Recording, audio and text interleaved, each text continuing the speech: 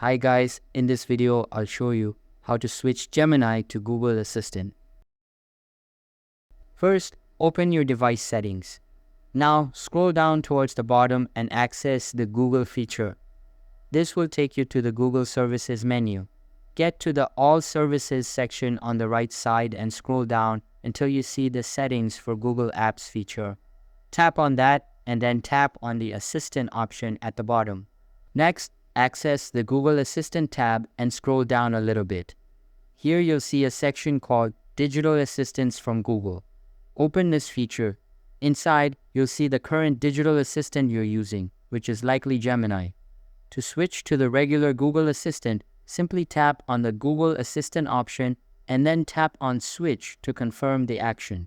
After making this switch, if you open the Google Assistant, you can see that Gemini is gone and you're now using the regular Google Assistant. The interface and capabilities will be different compared to Gemini. Keep in mind that this switch is reversible.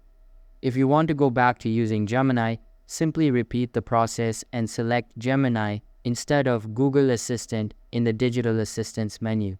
So that's all for this video.